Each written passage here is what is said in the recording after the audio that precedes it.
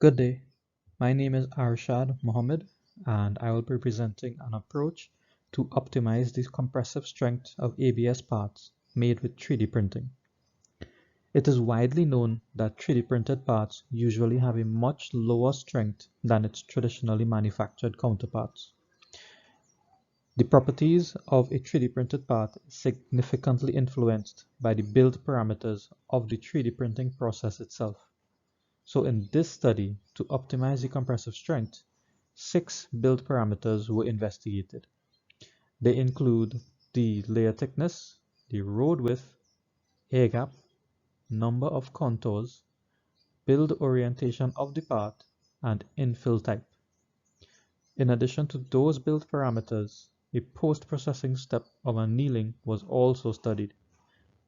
An IV optimal design of experiment was used since a mixture of continuous and categorical factors were involved, with the infill type and annealing being the categorical factors with 2 discrete levels.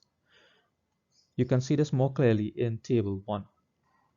Another advantage of an IV optimal design of experiment is that it is able to fit higher order models. This is important since the 3D printing process involves many interactions between the build parameters, making it difficult for linear analysis. Once the samples were built, according to the design of experiments, their compression strength were then all tested on the same day.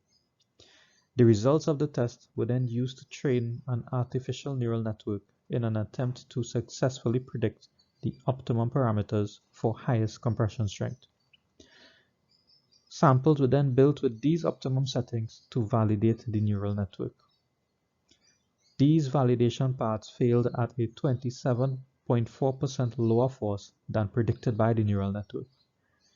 Some of the factors that may have led to this could be environmental, as the validation samples were made and tested sometime after the initial run of experiments.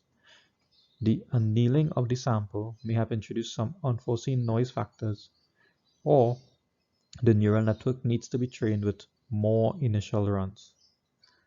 Another factor may be detection of part failure under compression, since this is based on observation. Some areas for improving this study can be to address those issues by performing more initial runs for the neural network to work with and minimizing the time between the initial experiments and the validation runs.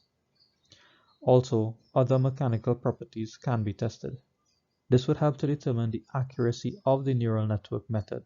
For example, tensile strength, where the failure is much easier to detect and it is not reliant on observation. Thank you for your time, and if you have any questions, you can reach me at the email listed in the poster.